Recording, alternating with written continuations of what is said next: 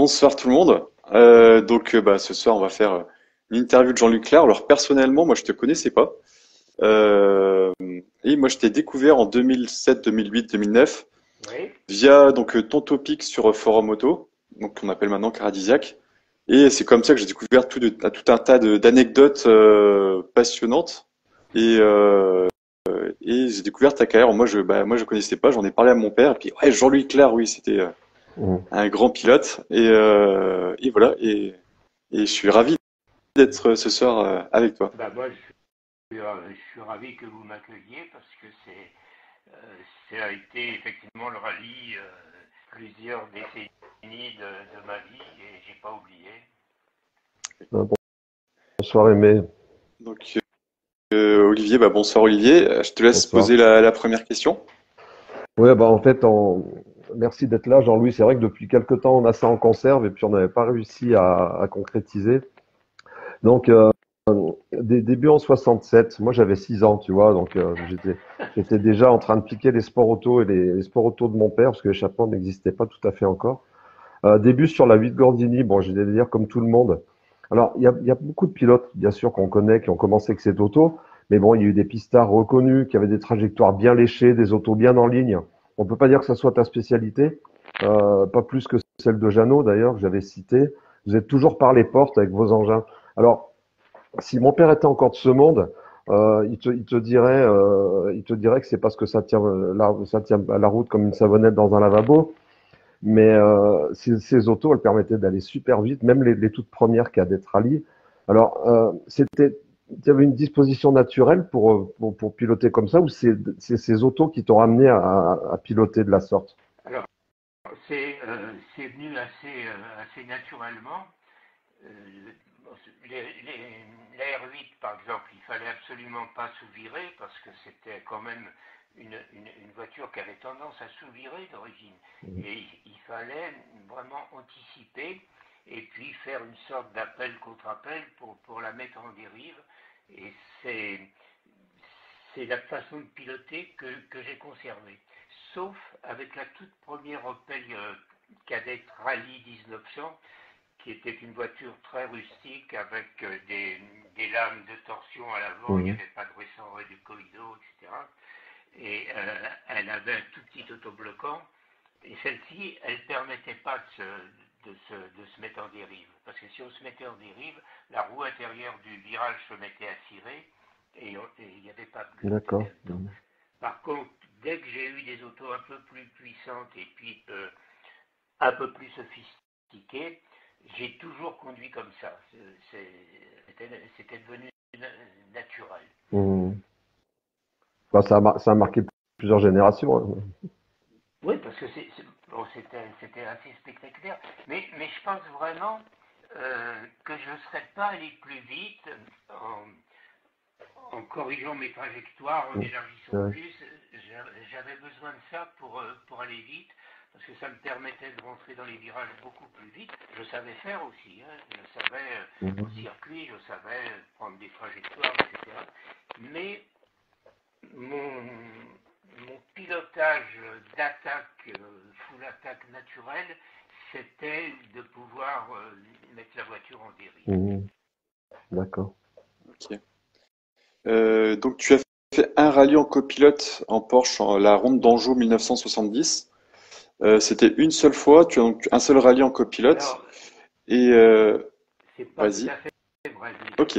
Le propriétaire de la voiture, qui était Jacques Marquet, qui était un garçon très gentil, très dans le milieu automobile, très serviable, etc., avait cette Porsche de litre 7 et il me l'avait prêté à ce rallye, un premier rallye où on a partagé le volant. Et il D'accord. s'était inscrit comme premier pilote. Donc il avait fait les deux Mhm. premières boucles, j'avais fait les suivantes. J'étais allé beaucoup plus vite que lui parce que c'était un amateur éclairé, sans plus. Et dans un deuxième rallye, il me l'a prêté où j'ai eu le volant sans arrêt. D'accord. Mais alors je lui ai fait effectivement copilote sur une boucle ou deux, sur Mhm. deux boucles.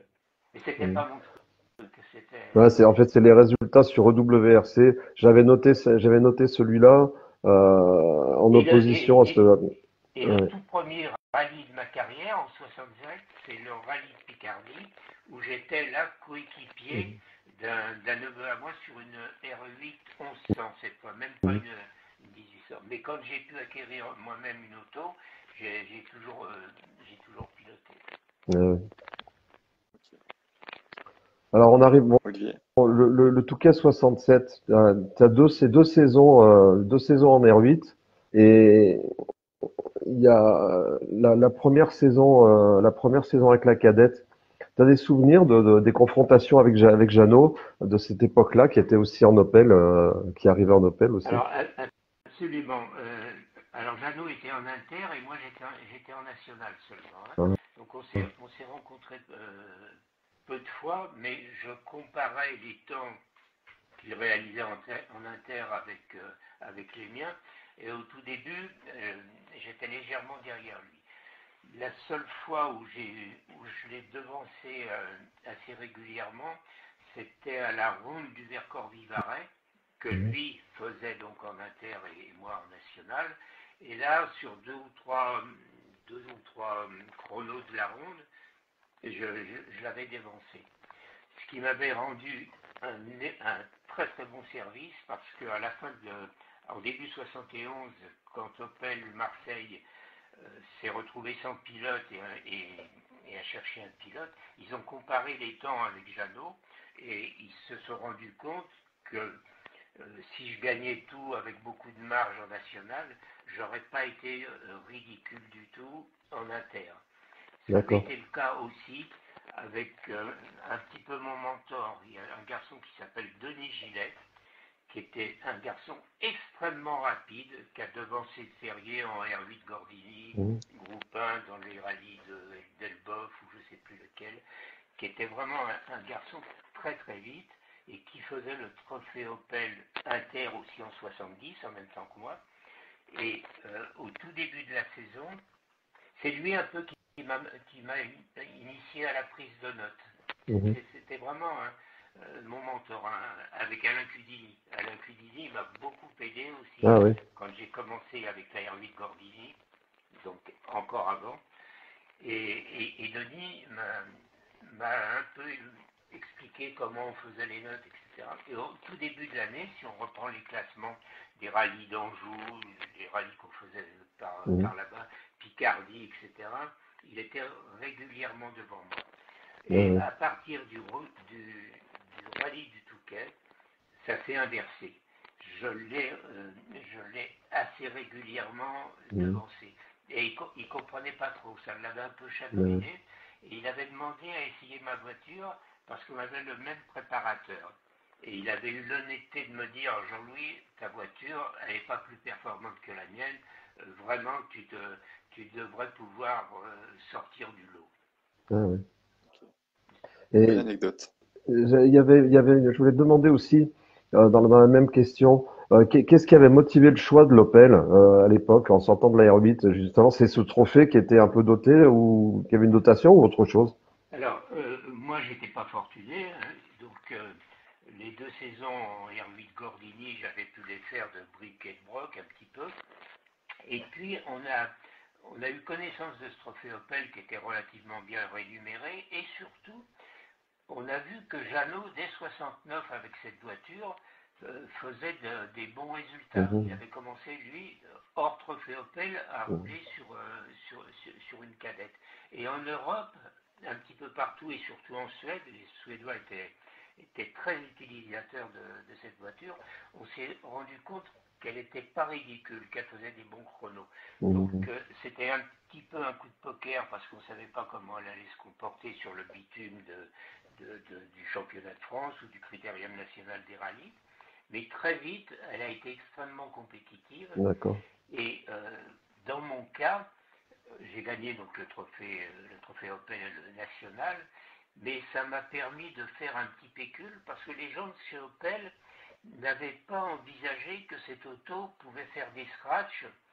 Elle pouvait faire éventuellement la classe de litre, et éventuellement des bons classements en groupe 1, mais ils n'avaient jamais envisagé qu'elle pourrait faire des scratchs.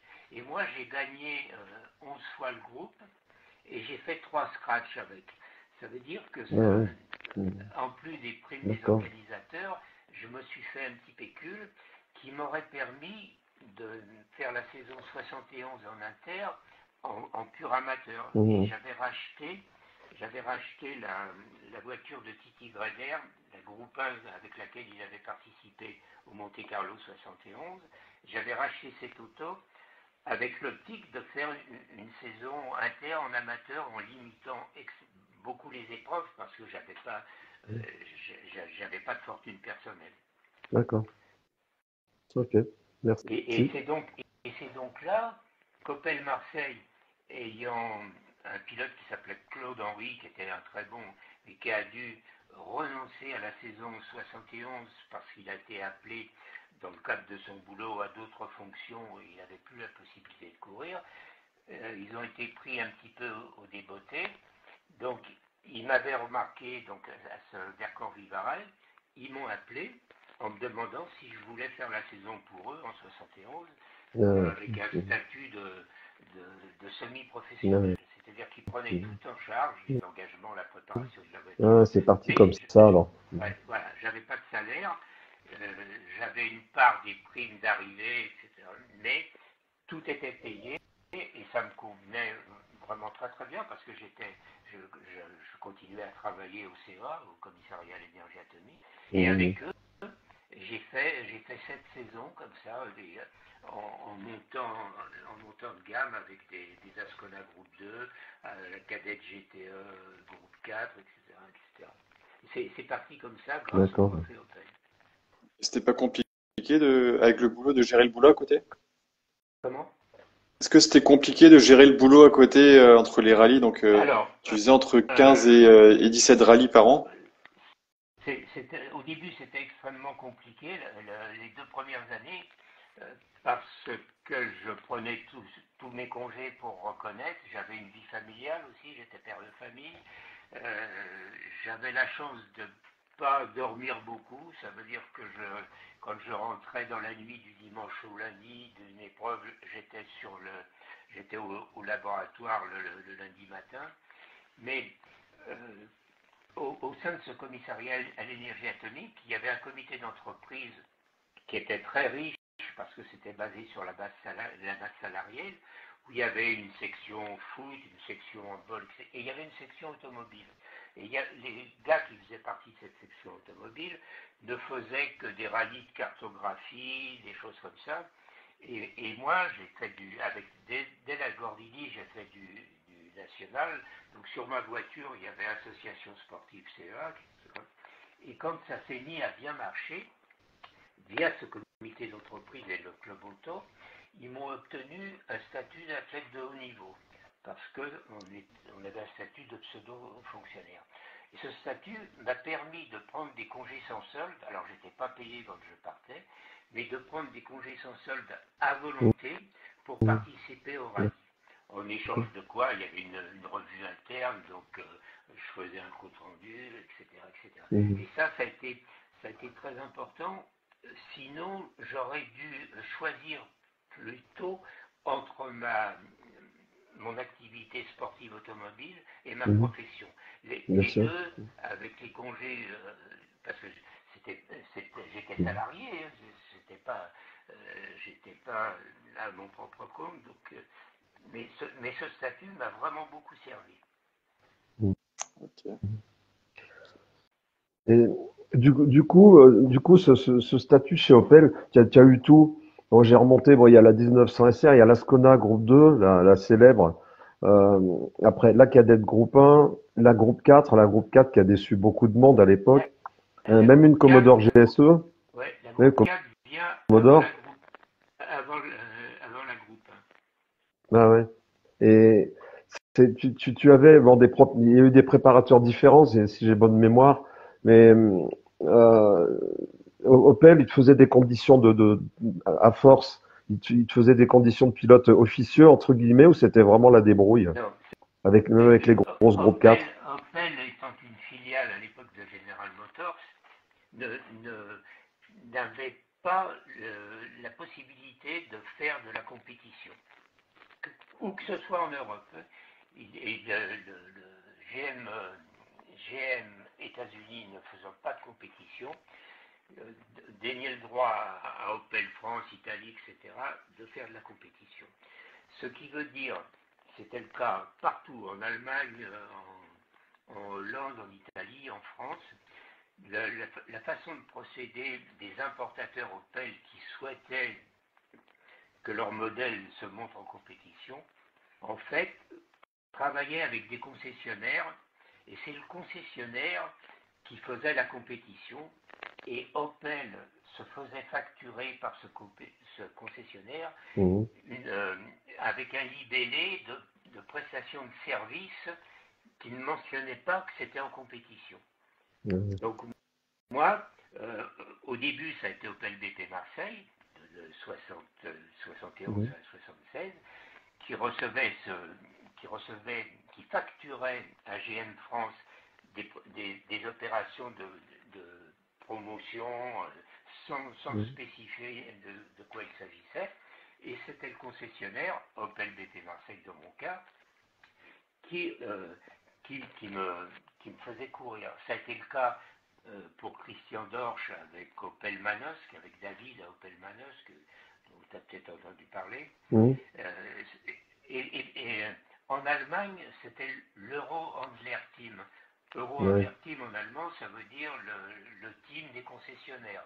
Donc c'était comme ça. C'était pareil, c'était le DOT en Angleterre, c'était Convero en Italie, mais tous ces importateurs Opel travaillaient avec des sous-traitants qui ne leur facturaient pas le terme compétition.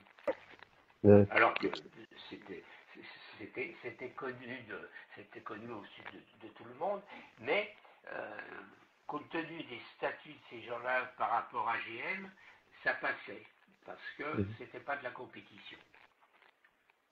D'accord. C'est passionnant parce que quand on sait que Walter Hauer a été champion du monde, c'était pas avec Opel, c'était. Alors, c'est après. Alors Oui. après Opel Allemagne s'est un peu affranchi de ce carcan de GM, et Opel Allemagne a pris en charge le championnat du monde avec les Ascona 400. Alors que jusqu'à cette période, si tu regardes les autos même de Walter Röhrl, les Ascona Group 2, etc., c'était Euro-Handler Team. C'était pas Opel. Ok. C'est intéressant, ouais. Donc, ensuite, donc on va faire un bond de quelques années. Tu es passé à la 037, la fameuse Lancia 037. Ouais. Ça promettait, mais ça n'a pas fonctionné. Ça n'a pas Et qu'est-ce fonctionné du tout. qui n'a pas fonctionné? Alors, il faut savoir que en 77, 78, 79, enfin 76, Opel BP Marseille a arrêté. Et donc, je me suis retrouvé vraiment à l'improviste. Ils ont arrêté sur un coup de tête, sans volant. Donc, on a monté avec Opel et un concessionnaire qui était celui de Livry-Gargan en région parisienne, et BP, qui était mon fidèle partenaire depuis des années. On a monté une opération en groupe 1, qui était un petit peu un retour en arrière par rapport à la groupe 4. Ces 3 saisons, 77, 78, 79, avec la groupe 1, qui ne coûtait pas cher du tout à Opel, toujours, après ça a été via le concessionnaire d'Avignon, on a fait beaucoup de résultats, on a gagné beaucoup de choses, on a très bien figuré aux classements généraux, Olivier sait qu'on arrivait à battre les groupes 4, les groupes 3, etc., on faisait dans les tout premiers au scratch, et Opel a fait beaucoup de publicité à partir de ça. Ils étaient très contents de la façon dont ça s'est passé et ont décidé de basculer vers le groupe 4 en 80 et 81. Et là, c'était une catastrophe parce que bien que les budgets aient été augmentés, c'était pas suffisant pour jouer dans la cour des grands. Techniquement, avec Simon, on était un petit peu dépassé. Il n'y avait pas trop de collaboration avec l'usine et j'ai pas fait de résultats. Pendant 2 ans, j'ai fait très peu de résultats et les gens chez Opel se sont lassés sans se rendre compte, parce qu'il y a eu un nouveau directeur pour Opel France qui était un gestionnaire qui n'y connaissait rien en sport automobile, qui a vu les sommes allouées en 77-78, celle allégée en 80 et 81, et il a dit, attendez les garçons, il y a un problème. Avec X milliers de francs, vous nous avez rapporté de la pub, etc. Et là, avec le double ou le triple, ça ne marche pas. Donc, j'ai été remis en cause, je reconnais que j'ai été remis en cause. Simon a été remis en cause, à mon avis, à plus juste titre. Et donc, il y a eu une pression sur moi qui a fait que je me suis lassé un petit peu. J'étais vraiment moralement dans une drôle de situation parce que si on reprend les coupures de presse, les avis de gens qui y connaissaient, tout le monde trouvait que j'étais au summum de mon pilotage et que cet Ascona 400, peu de gens auraient pu la manier comme je la maniais. Et malgré ça, il n'y avait pas de résultat parce que j'ai abandonné sans arrêt sur des pépins mécaniques. J'ai à mon actif qu'une sortie de route avec cette auto et c'est sur une rupture de bilette de direction, c'est pas sur une faute de pilotage. Et donc, le fait d'être mis en cause par Opel et par les gens qui n'y connaissaient pas grand-chose, ça m'avait vraiment contrarié et j'en avais marre. Et en 82, les résultats étaient tellement catastrophiques, début 82, que ce fameux nouveau PDG a dit on arrête avec Jean-Louis Clarin. Donc ils ont arrêté, j'étais contraint et forcé, sans avoir le choix. Et là, donc, le Tour Auto 82, l'ancien Martini avait engagé 2 voitures, une pour Vudafieri et une pour Zanussi, l'héritier de l'électroménager Zanussi. Et il se trouve qu'à 8 jours du départ, ce pilote Zanussi, depuis des années, il reculait son incorporation dans l'armée italienne grâce à ses relations. Et là, à 8 jours du départ du Tour Auto, les carabinieri sont venus le chercher. Donc, ces relations n'ont pas pu jouer et ils se sont retrouvés avec une voiture engagée au Tour Auto sans pilote. J'étais très bien avec André Chardonnay, avec Doudou Chardonnay, qui m'avait fait courir avec Darniche aux 24 heures de Chamonix 77. Et lui a appelé Fiorio en disant, mais qui cherchait un pilote pour prendre le départ du Tour Auto. Alors des pilotes, il y en avait de libres, mais le prendre au débeauté à 8 jours du départ, c'était aller droit dans le mur, quoi. Donc c'était. Et Doudou a dit mais Jean-Louis, il connaît très très bien le Tour Auto, il l'a fait X fois, il doit avoir les notes de partout. Tu peux faire appel à lui. Donc Florio m'a appelé, on s'est mis d'accord. Et je suis parti au Tour Auto sans un traître kilomètre de reconnaissance. Sur une 037 officielle. Une très bonne auto, mais qui débutait. On a eu quelques soucis, mais malgré ça, au bout du compte, on a fait le podium, on a fait 3e du Scratch derrière Androuet et Terrier, et on a gagné le groupe 2. Et c'est la première victoire d'une 037, le groupe B, pardon. En groupe B, c'est sa première victoire, ce Tour Auto. C'est comme ça que j'ai eu ce volant. Ensuite, comme ça s'était très bien passé ce Tour Auto, les gens de chez Lancia, Doudou, Chardonnay et Éminence ont fait en sorte de me faire un programme de championnat d'Europe avec une 037 Lancia chez Volta. Et les 2 premières courses que j'ai faites, Costa Brava et Costa Smeralda, ça a été une catastrophe parce que on a abandonné à chaque fois pour des motifs qui n'étaient vraiment pas de mon ressort. Très franchement, déjà l'auto avait été prévue pour rouler en Pirelli, la 037. Nous, on était en Michelin, donc on était allé plusieurs fois à Lannou sur les pistes de Michelin, et on a eu beaucoup de mal à faire fonctionner les Michelin sur cette auto. Donc au Costa Brava, il y avait toute la bande, il y avait Tabaton, il y avait Biazon, il y avait vraiment une palanquée de 037. Donc si on reprend les temps, j'étais pas ridicule du tout, j'étais une fois 3, une fois 4, etc. Et il y il y avait un chrono qui était enneigé où il fallait impérativement les pneus. C'est souvent le cas au Costa Brava, parce que sinon tu passais pas. Il fallait vraiment des pneus neige voire cloutés. Et là, il y a eu un hiatus d'organisation chez Eminence. Les pneus n'étaient pas dans la camionnette qui était au départ de ce chrono, mais ils étaient à l'arrivée. Donc j'ai abandonné parce que j'ai pas pu monter le truc. Donc voilà. Et là pour tout dire, le responsable de terrain chez Eminence m'a dit, écoute Jean-Louis, ça il faudrait pas trop l'ébruiter parce que avec le PDG d'Eminence, ça risque de remettre en cause le programme, etc. Donc j'ai pris sur moi, j'ai mis mon jeu. Et il y a eu le même raisonnement au Costa Smeralda quelques semaines plus tard, où là vraiment, il y avait vraiment tout le monde. Il y avait Allen avec un proto, il y avait Biazon, il y avait Tabaton, il y avait tous les espoirs italiens sur des 0,37. Et c'est pas une vue de l'esprit, si tu reprends les chronos, on était 7 dans une fourchette de quelques secondes. Alors en fonction du chrono, une fois j'ai fait des deuxièmes temps derrière Alain, une fois j'étais 4, une fois j'étais 5. D'accord. Là, notre problème était que Volta, avec le budget Eminence, avait acheté des jantes qui n'étaient pas des jantes monobloc.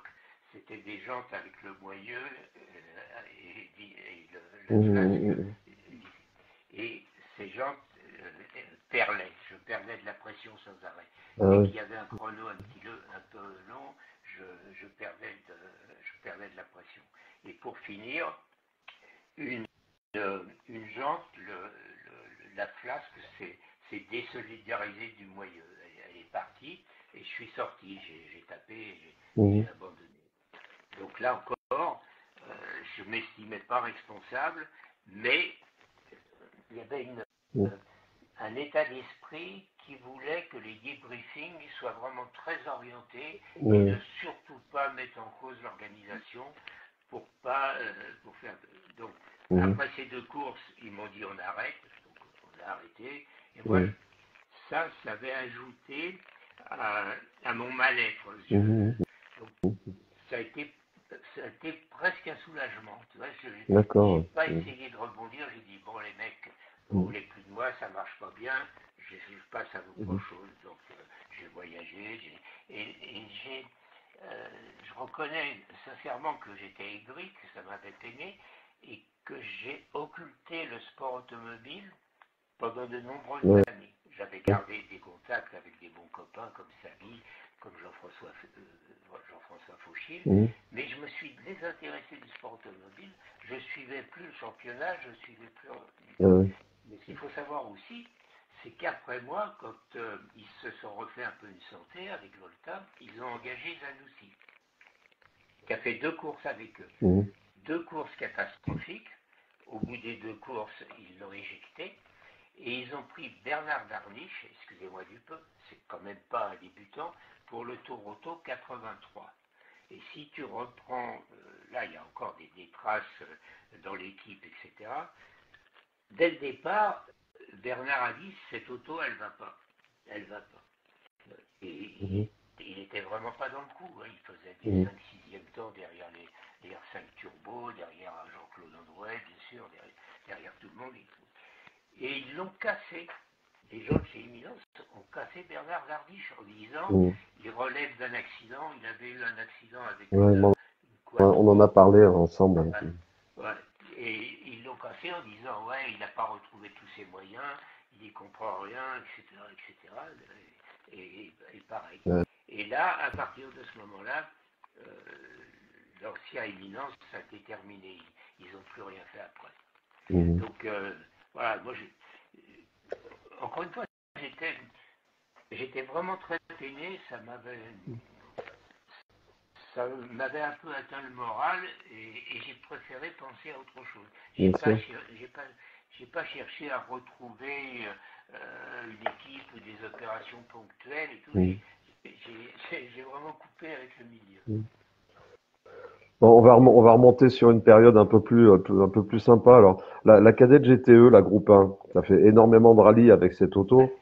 Ah, c'est un engin incroyable, c'était solide, c'était rapide, enfin, surtout avec toi. Puis il y a deux, trois pilotes qui ont fait des bons résultats avec, mais tu as fait Bernard des bonnes déjà. places au scratch avec cette auto. Il y a des gars qui avaient des voitures plus grosses qui t'enviaient ces places, et t'en as gagné quand même. Bon, je pense notamment au Tour de la Réunion, les 1000 pistes aussi. Ouais.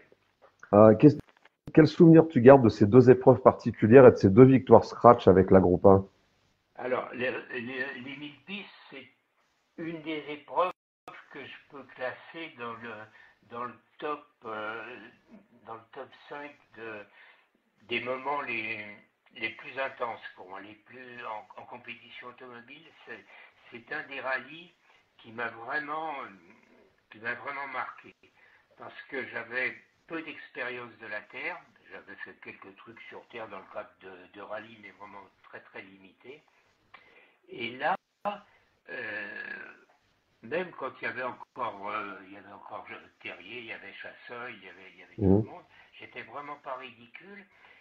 Et j'ai adoré la façon de conduire sur la terre. Mhm. Parce que Mhm. j'avais pas encore fait de Monte Carlo, donc j'avais peu roulé sur la neige aussi. Et là, je me suis vraiment retrouvé dans mon élément, compte tenu de mon style de pilotage. Mhm. Mhm. Et là, ça s'est très très bien passé puisque j'ai gagné. Et on a vécu avec Jean-Claude Andouet un dernier tour d'anthologie parce il était devant moi pour quelques secondes au début de la dernière boucle et je m'étais défoncé comme un malade dans la dernière boucle Mhm. et j'avais fini par le devancer et faire le scratch. Et Ouais. ça m'avait, ça m'avait vraiment, ça m'avait vraiment touché et marqué parce que non seulement à titre personnel, mais beaucoup de journalistes, de gens avaient trouvé que j'avais franchi une Ouais. étape, Mhm. que c'était une marche. Ça, c'est donc Mhm. pour les 1000 pistes. Quant Ouais, au Tour de la ça, Réunion, ça avait été quand même bien relayé dans le milieu, même dans la presse normale. Il y avait des pubs Opel de partout. ouais, ouais, Le lundi et le mardi, alors, c'était impressionnant, ça. il y a une anecdote aussi assez significative, c'est que les gens d'Opel BP Marseille ne voulaient pas faire de rallye sur terre parce que le patron, Vimon Vicari, Vimon Vicari, c'était un monsieur à l'ancienne, un chef d'entreprise paternaliste avec des idées bien arrêtées, disait que ces autos, c'était pas des tracteurs qui roulaient sur les Opel, Mhm. c'était pas des engins agricoles pour rouler sur les pistes et dans les champs. Donc ces autos ne courraient jamais sur la terre. Mhm. Mais Marc Cerno, qui était le patron de la BP, était sponsor principal des 1000 pistes. Donc il a mis la pression au Vimont, qui était sponsorisé Mhm.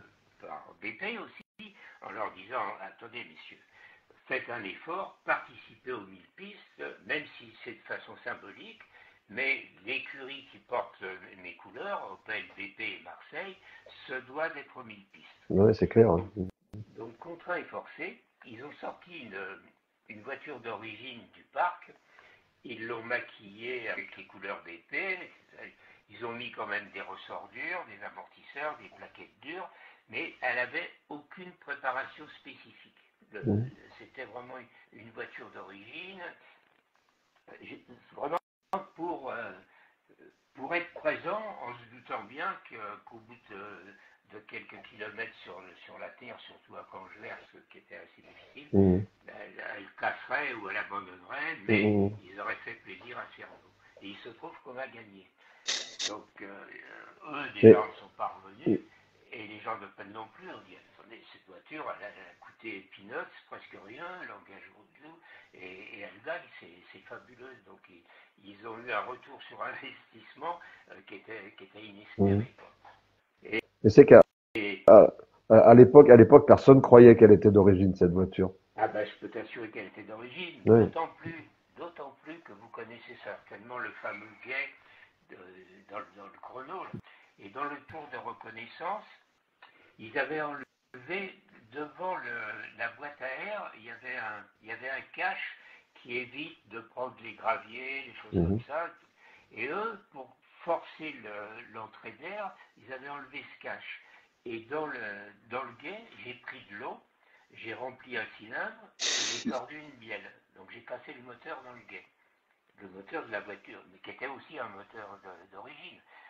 Donc j'ai pas pu finir mes notes, j'ai pas pu tout faire, on a remorqué la voiture, et là, tiens-toi bien, on a pris le moteur de ma voiture personnelle, qui était sur site, à Cangeers. Ils ont démonté le moteur cassé, on a été aidé par les militaires, parce qu'on n'avait pas de chèvre, on n'avait pas de matériel, qui avec une grue incroyable, un engin militaire incroyable, m'ont sorti le moteur, ils l'ont remis, et je suis parti avec le moteur de ma cadette. D'accord. Et la voiture de course est rentrée, je suis rentré à Marseille avec la voiture de course, et c'est ma voiture qui est revenue sur le plateau.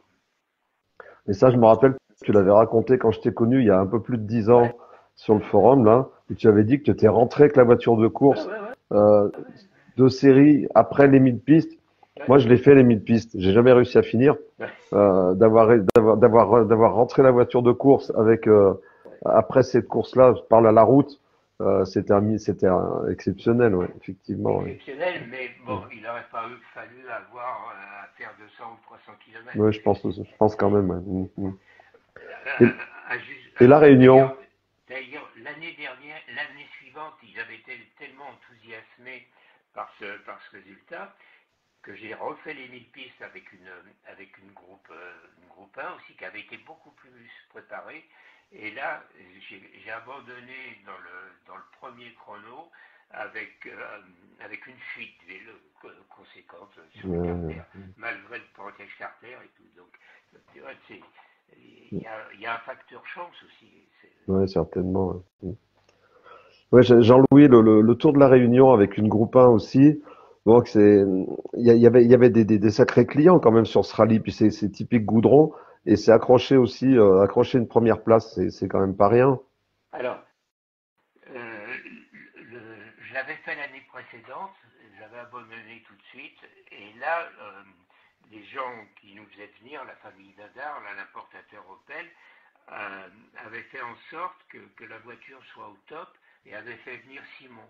Simon était venu sur place et il l'avait peaufiné. Donc c'était une bonne auto. Mon coéquipier, qui était Doudou Bangui, un membre de la famille de l'importateur Opel là-bas, avait progressé dans la lecture des notes. J'avais les notes de l'année d'avant, donc je connaissais bien le terrain. Et c'est une épreuve sélective. C'est pas un rallye de deuxième catégorie.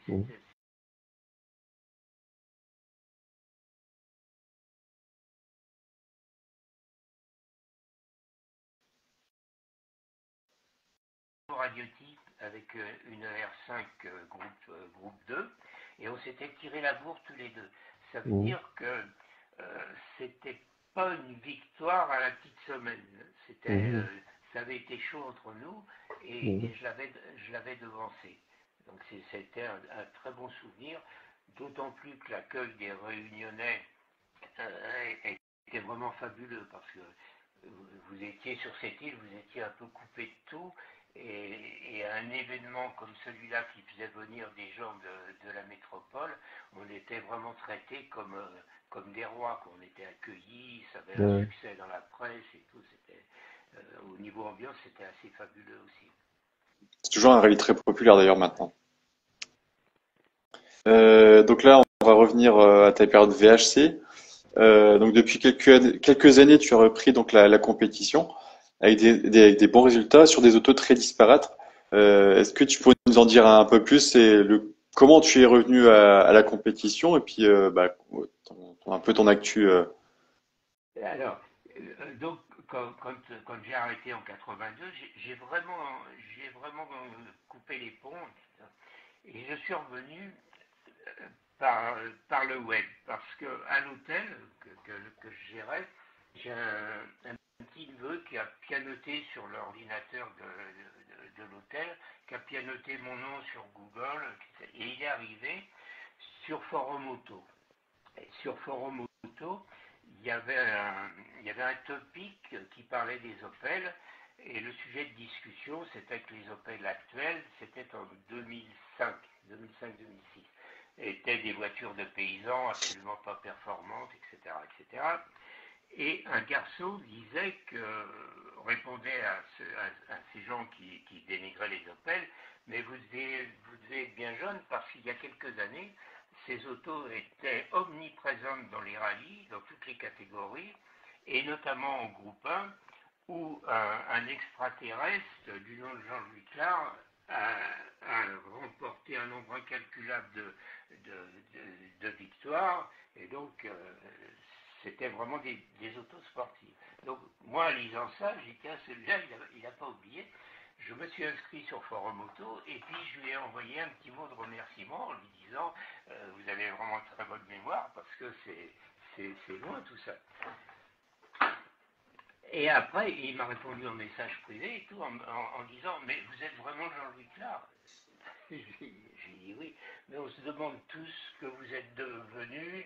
Je fais partie d'un club d'anciens qui s'appelle le Rétro Opel Club du Sud. Mon président habite à quelques kilomètres de chez vous. Est-ce qu'on peut vous rencontrer? Bien sûr. Donc ils sont venus à l'hôtel et ils m'ont... Ça a fait l'effet d'une Madeleine de Proust. Ils ont réveillé mes souvenirs. Parce que, très franchement, et c'est vraiment la vérité, pendant 25 ans, j'ai occulté cette période. Il n'y a pas un moment où je me suis dit ah putain Jean-Louis, le Tour Auto, t'as fait ça, vraiment, c'était le bon temps, j'ai vraiment occulté. Ça a été une réaction qui était certainement due à ma déception profonde, je sais pas. Mais je ne me suis plus intéressé pour les autres, mais je me suis plus intéressé non plus à ce que j'avais fait. Je potassais pas les échappements, non. Et eux m'ont rappelé des souvenirs et que j'avais vécu quand même 10 ans ou 15 ans assez extraordinaires. Et un membre de ce club, de ce Rétro Opel Club, m'a confié une groupe 2. Il y avait une mini groupe 2, une cadette à la Giraglia, invitée par Yves Loubet en 2008. D'autres m'ont confié une R5 Alpine, et ils m'ont confié des voitures, et c'est reparti comme ça. Et j'ai découvert, franchement, c'est pas de la fausse modestie, j'ai découvert par ces gens-là et par leurs témoignages que j'avais vraiment une cote auprès du public qui était assez extraordinaire, quoi. Et j'en étais pas conscient à l'époque. J'étais tellement concentré que j'étais dans ma bulle et j'étais pas d'un abord facile. Ça veut dire que pas du tout. tu vois, pas du tout. J'étais vraiment très très concentré et j'ai pu être désagréable avec certains dont l'approche et la démarche partaient d'un bon sentiment. Mais moi, je voulais vraiment pas j'avais une optique dès le départ d'un rallye, c'était qu'avec mes groupes 1, il fallait que je fasse gagner le groupe. C'était relativement facile, encore que j'ai jamais négligé un adversaire. J'ai toujours été inquiet, même dans le groupe, quand je roulais contre des bons, contre Dorsch, contre Picone, contre des gens comme ça encore. Je les ai jamais sous-estimés et j'ai toujours été inquiet, même pour la victoire de groupe. Après, comme c'était parti, j'attaquais du kilomètre zéro jusqu'au dernier kilomètre à fond le plus possible en profitant de la moindre occasion de mauvaises conditions météo, de brouillard, etc., pour me rapprocher du scratch et devancer les grosses autos. La neige en Porsche Turbo, par exemple. Et pour ça, ça nécessitait d'être vraiment extrêmement concentré. En parlant de concentration. Maintenant, tu viens d'ouvrir un rallye en Alpine, Oui. une moderne. Qu'est-ce que pense un ancien avec ton expérience des autos modernes maintenant, telles que l'Alpine, par Alors, exemple? j'ai eu j'ai une fille qui était au marketing au centre Porsche Toulon et j'ai eu l'occasion de conduire des belles Porsche dans des manifestations qu'elle organisait, euh, des belles Porsche. Ça ça m'a pas enthousiasmé parce que je trouvais ça quand même assez aseptisé et pas conforme à l'idée que je me faisais d'une voiture de compétition. Mais cette Alpine, je reconnais que j'ai été bluffé comme c'est pas possible. Mhm. Parce que c'est une auto d'une efficacité vraiment extraordinaire, vraiment rare, relativement facile à conduire physiquement par rapport aux autos que j'ai connues et même des Porsche anciennes que j'ai conduit une 930 turbo, j'ai conduit une 964. Mhm. C'était violent et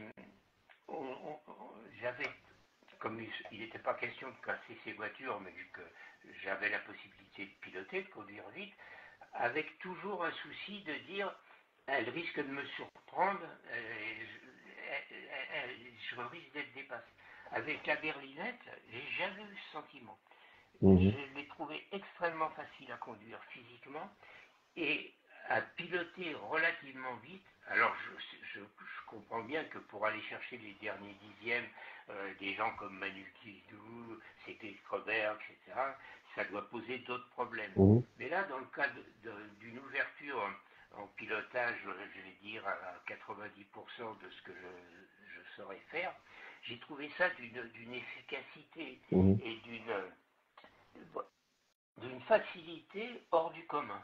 Ouais. C'est-à-dire que je pense que même un mauvais pilote doit pouvoir faire des temps qui ne sont pas ridicules avec cette auto, parce que Mhm. elle est très saine, elle pardonne beaucoup de choses, encore une fois, en deçà d'une certaine limite, mais c'est vraiment bluffant. Alors en plus, Ouais. le look qui rappelle tout Mhm. à fait Ouais.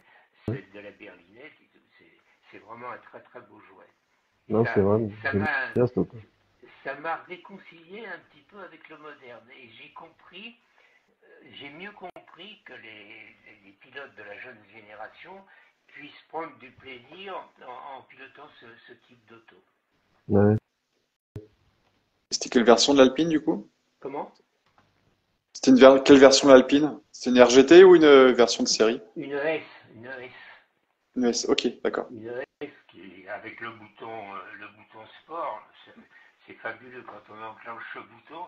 C'est encore une autre voiture, elle franchit encore un niveau.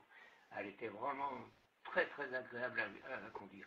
Et ça aussi, euh, le garçon qui me faisait copilote, c'était un type qui était beaucoup plus jeune, il avait même pas une trentaine d'années. Il faisait commissaire dans de nombreux rallyes. Il a lui-même piloté sur une Clio, une Renault Clio en moderne à quelques occasions. Et puis là, il a arrêté parce que c'est des budgets catastrophiques. Et lui, il ne me connaissait pas du tout. Jean-Louis Carr, il ne savait pas qui c'était. Donc, je l'ai rencontré le vendredi. On a sympathisé, il n'y a pas de problème. Mais j'ai senti qu'il se demandait quel type de pilote on lui avait mis pour faire cette ouverture. Et dès le premier chrono, il m'a dit tu roules à ta main, tu fais comme tu le sens, moi je vérifie que les gens soient bien en place, etc. Mais tu t'occupes pas de moi. Donc j'ai roulé à ma main, j'avais pris la voiture en main la veille sur une boucle de reconnaissance. Et j'ai attaqué un petit peu, mais sans vraiment risque de la casser. Et à l'arrivée du premier chrono, il s'est retourné vers moi et il m'a dit vraiment, t'as de beaux restes parce que je ne m'attendais pas à ce que tu puisses conduire de cette façon. Je dis, oui, Mhm. Un beau compliment. Ouais. ça s'existe. Toi, Sympa, ouais. Mhm. il y a sans arrêt un déphasage entre l'image que je renvoie, l'image physique que je renvoie, et la façon dont je peux piloter quand je suis dans la voiture. Ça, c'est vraiment caractéristique. Ce qui n'est pas le cas pour, je pense, pour Androuet, parce que il a une aura qui est plus connue que la mienne. Mais les gens qui ne me connaissent pas, qui montent à côté, ils sont assez surpris, quoi. Ça a encore été le cas ce week-end avec et encore plus parce que cette cadette GTE Groupe 1, qui est une réplique de celle du Monte Carlo avec laquelle j'ai fait l'ouverture au Rallye des Noirs, j'ai vraiment tout de suite retrouvé les sensations que j'avais avec cette voiture il y a 45 ans. La façon de la conduire, etc. Et tout de suite, je suis allé vite. Et le garçon qui me l'a prêté, c'est pareil, c'est un type plus jeune qui court en moderne encore. Et à la fin du premier chrono, alors ça flatte l'ego, mais ça me fait un plaisir immense parce que c'est une reconnaissance qui vient de gens qui eux-mêmes conduisent et puis savent ce que c'est qu'un rallye. Et là, à la fin du chrono, il m'a dit Jean-Louis, non, vraiment, et dans tout le rallye, à tous ses copains, il disait, comme il conduit, il y avait une descente, il leur disait, dans la descente, il a enchaîné les pistes. Et ça ne s'oublie pas le pilotage. Et encore une fois, vraiment, bon, tout peut arriver, mais dans ces manifestations, je risque vraiment pas de casser les autos. Je suis un petit peu en deçà. On va parler de la 3739 RH84. Donc pour ceux qui ne savent pas, donc c'est une Opel Ascona 400, une groupe 4. Donc c'est un sacré engin mais avec pas ou très peu de résultats, de gros résultats, de grosses performances. Est-ce que c'est un peu comme la cadette groupe 4 où l'usine vous laissait que des miettes Alors, les deux fois, et avec la cadette groupe 4 et avec la Skoda 400, il n'y avait aucune collaboration de l'usine pour aider à ce qu'on ait les bonnes pièces, aucun conseil et tout. On était et Edimon Vicari avec la cadette et Simon avec la groupe 4, on était vraiment laissés à nous-mêmes et il y avait de gros problèmes techniques ce qui n'empêche qu'au niveau pilotage, ces voitures étaient vraiment plus intéressantes qu'une groupe 1, encore que j'étais tellement en phase avec les groupes 1 et mon coéquipier emblématique, avec Jean-François Fauchil, que ça formait un trio où on se régalait vraiment. Parce que pour moi, on était au top de ce qu'on pouvait faire en rallye avec une groupe 1. Malheureusement, avec les groupes 4, ça n'a pas suivi. Avec la cadette, j'ai pu faire que 2 scratchs. Avec la Scona, j'en ai fait aucun. J'ai fait deuxième place, je crois, derrière Bruno Sabi, des choses comme ça. Mais surtout des abandons. Un motif de satisfaction avec la groupe 4 quand même. Alors, certains vont peut-être trouver ici que j'ai la grosse tête ou que je me fais mousser, mais j'ai fait un Tour de Corse 1982 où étaient engagés Jockey Clan et Walter Rorl avec les voitures d'usine. Donc, moyen complètement disparate. Tu sais, Olivier, que le point faible de ces autos, c'était le pont arrière, souvent, qui cassait. Donc, les gens d'Opel Allemagne, dès qu'ils avaient 20-25 minutes d'assistance, changeaient le pont complet, le banjo complet pour être sûr. Moi, des ponts de rechange, j'en avais pas. Des amortisseurs, c'était pareil, je pouvais pas en changer, etc. Et avec Michelin, j'avais un bon contrat, je pouvais changer quand même les pneus de temps en temps. Et si vous reprenez les temps dans les épreuves de ce Tour de Corse 1982, on constate que dans 3-4 épreuves, je devance Walter Rorl. Et c'est à chaque fois, quand on sortait d'une assistance, où j'avais pu mettre des pneus neufs, où j'avais pu changer une fois ou deux les amortisseurs, et le reste du temps, il était systématiquement devant moi, ça c'est vrai. Mais il avait, très honnêtement, il avait une voiture beaucoup plus performance. Parce que à ce tour de corps, j'avais rusé, ça c'est une anecdote aussi. On était, eux et nous, avec Simon, on était à Imperial Garage, le concessionnaire Opel. On était tous au même endroit. Et lors des vérifications, il y a eu un hiatus. La voiture de Walter Rohr, le type qui devait l'amener ne l'a pas amenée, elle était toujours restée au garage. Ils ont téléphoné au garage, il n'y avait pas de portable, en disant la voiture est toujours là, et est-ce que quelqu'un peut l'amener parce qu'on doit passer au vérif. Et moi j'ai sauté sur l'occasion et j'ai pris la voiture de Walter Rohr. Le garage, c'était au bout des Sanguinaires, où il y avait une base d'essai, là, il y avait une petite route. Et je suis allé sur la petite route. Très franchement, le moteur, il n'y avait pas beaucoup de différence. Mais le châssis, c'était pas la même voiture. C'était pas la même voiture. On n'avait pas les suspensions qu'ils avaient. Elle était un peu plus sous-vireuse. Elle passait mieux la puissance. Donc ça, je le dis au terme, ça m'a conforté dans le fait que cette Cascona 400 que nous on utilisait n'était pas au niveau. Okay. Bah, tu vois, cet Ascona 400, bah, tu le sais très bien, Jean-Louis, parce que du coup, on s'était vu avec. Pour les gens qui nous écoutent, c'est un ami à moi qui a mis la main dessus il y a quelques années, qui l'a restauré, il l'a fait restaurer complètement et qui a couru en VHC. Et j'ai eu la chance de pouvoir monter dans cette auto lors d'un rallye chez nous là. Bah, t'imagines bien que j'étais aux anges. Mais Christian m'a toujours dit respect pour Jean-Louis parce que c'est vraiment pas évident à piloter vite. C'était vraiment une vraie voiture de course, mais extrapolée d'une voiture de série quand même à l'époque. Hein. C'est quand même le groupe 4 qui est devenu groupe B d'ailleurs. Mais il était vraiment impressionné par cette auto et par les résultats que tu as eu, enfin les temps que tu as fait avec, pas les résultats parce qu'on en parlait, c'était pas le top. Mais les chronos que vous sortiez avec ces autos à l'époque, c'était quand même coquet. Hein. Fallait y aller au charbon. Hein.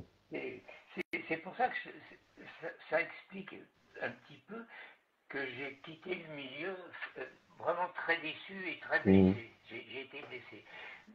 Tour Auto 80, là encore, c'est pas une vue de l'esprit. La première étape de nuit, c'était dans les monts du Forêt, là-bas. Et ces chronos, je les connaissais bien, je les avais fait au mont du Forêt, etc. Et la nuit était fraîche et humide, c'était très piégeux.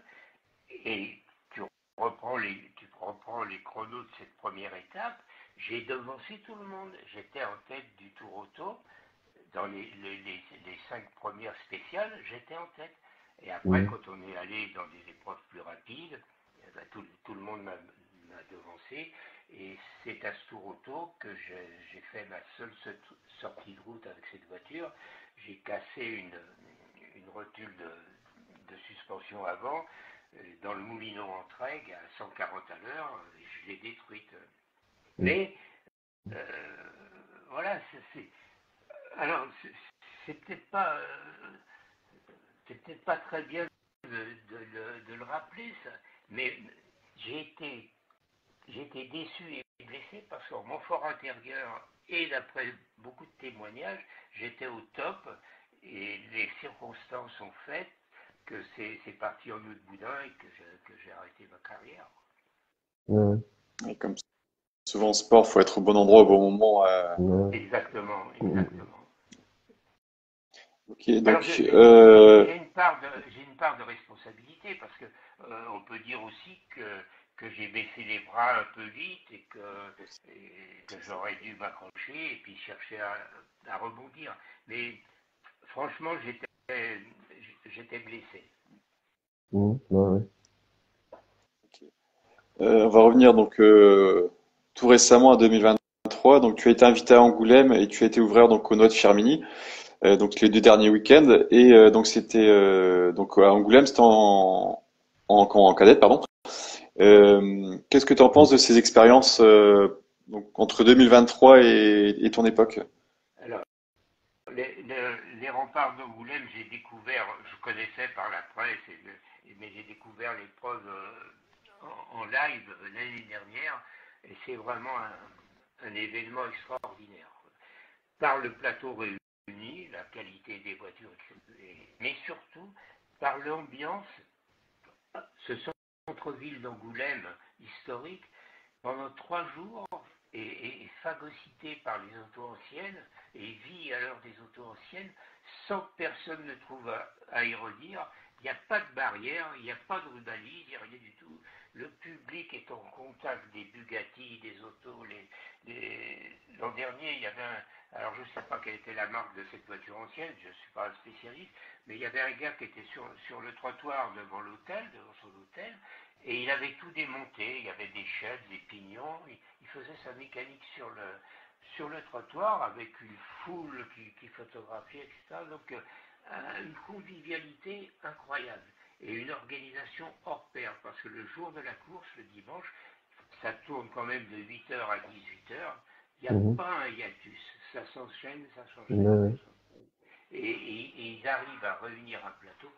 L'année dernière, avec les Renault, il y avait Jean Vinatier, il y avait Alain Serpaggi, vraiment il y avait Chatriot, il y avait Jean-Pierre Jarrier, il y avait Jean Ragnotti, il réunit Fréquent aussi, je crois.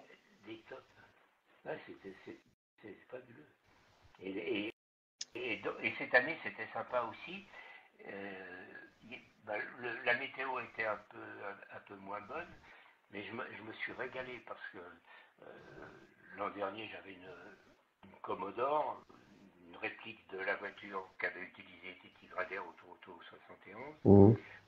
C'était pas une voiture tout à fait adaptée au circuit, mais c'est pas grave, c'est l'enthousiasme des gens et la qualité de l'accueil qui fait que c'est un agréable moment à vivre. Et ça permet quand même de s'exprimer, parce que sur ce circuit, il y a alors c'est 3 épingles où chacun peut passer à sa main, c'est pas extrêmement sélectif, mais il y a une descente très rapide où même avec les Opel, avec la groupe 2 de cette année, on met la 5 et je vais arriver à 160, 170 sur un freinage d'une épingle, et il y a un droite sur un changement de direction qui passe à fond à peut-être 130 ou 140, qui est vraiment délicat, et il n'y a pas beaucoup de garçons qui arrivent à le prendre à fond. Moi, en plus, j'étais dans la série qu'ils appellent Henri Greder, qui fait courir des voitures des années 65, je crois, à 78. Donc il y avait un panel très hétéroclite d'auto, et il y avait François Delecourt avec sa groupe 4 monstrueuse. Et comme ça tourne en 1 minute, le circuit, et qu'on roule pendant une demi-heure, il m'a doublé 2 fois, moi avec ma petite voiture de 150 chevaux. Donc par 2 fois, j'ai roulé, quand je surveillais qu'il passe, et par 2 fois, je ne pouvais pas le suivre, mais j'étais quand même derrière lui, et je le voyais piloter. C'était un régal. J'ai vu les vidéos dans les épingles, des passages de François. C'est fabuleux. Et justement, jeudi soir, vous étiez invité à un petit colloque sur l'évolution des rallyes. Il y avait Françoise, il y avait Guy, Il y avait entre autres, il y avait Jarrier. et Jean-Pierre également. J'ai vu la photo. Qu'est-ce que vous en pensez enfin, qu'est-ce qu'il en est sorti de cette réunion? Et je voudrais ton avis aussi, si vous n'en avez pas parlé là-bas, mais sur l'évolution du WRC au niveau mondial, là. Alors, ce débat, malheureusement, n'a recueilli qu'un auditoire de type assez âgé qui était là et qui axaient leurs questions sur le c'était mieux avant, en disant, en dénigrant presque systématiquement ce qui se fait maintenant, parce que c'est des nostalgiques de ces périodes passées, comme je le suis, je suis nostalgique de cette période, mais ça ne m'empêche pas de vouer une admiration sans borne aux générations qui ont suivi, parce que chacun vit ce qu'on lui propose. Nous, on nous proposait des rallyes, c'est vrai, qui faisaient 3000 km et on s'éclatait là-dedans. Mais dire que les gens maintenant, comme ceux du WRC ou ceux du régional que j'ai fait ce week-end et qui comportent que quelques dizaines de kilomètres de chrono, ils se font autant plaisir que nous, on se faisait plaisir. Parce que c'est leur époque, c'est le format de rallye qu'ils connaissent, Ouais. et ils ne peuvent pas être nostalgiques de ça. Donc mon raisonnement lors de ce débat, ça a été de dire, ok messieurs, avant on faisait 1500 km, mais l'évolution de la société et de l'administration fait qu'aujourd'hui, on ne peut pas revenir en arrière. Mmh. C'est pas possible, on ne peut pas revenir en arrière. Donc ce débat, ça a été un peu bizarre parce que justement, on n'a pas basculé sur l'évolution du WRC et tout, parce qu'il y avait un type qui devait avoir une quarantaine d'années et qui courait en VHC, donc qui était plus en phase avec mon raisonnement que Françoise. Françoise, c'est pareil. Elle a axé son discours sur le fait qu'il y a 40 ans ou 45 ans, tout le monde pouvait s'acheter une berlinette et participer au rallye et percer. Je dis non, François, c'est pas tout à fait le cas. Tout le monde, moyen, mais... Ouais, voilà, donc ça a été un peu biaisé. Donc on n'a pas abordé très franchement le WRC et les rallyes actuels. Alors moi, ce que je pense de l'évolution, c'est que les gars qui courent ce truc-là, c'est vraiment des extraterrestres. Il y a la quinzaine de types au top, là, je leur voue une admiration sans borne. C'est plus la même discipline, c'est plus la même façon de procéder, les reconnaissances avec les vidéos, etc. C'était pas mon truc. J'ai essayé, comme j'ai refait un peu de VHC, de faire des vidéos, comme on avait le droit à 2 passages, et puis de les visionner. Mais c'est pas ma culture. Ça me parlait pas. Donc, de ce point de vue, les gars, je suis vraiment très admiratif. Maintenant, les contraintes qu'on impose au WRC, des fois, ça dépasse l'entendement, comme les hybrides, la possibilité d'y voir les voitures électriques. Et tout. À mon avis, c'est pas rationnel, ça va pas dans le bon sens d'une part.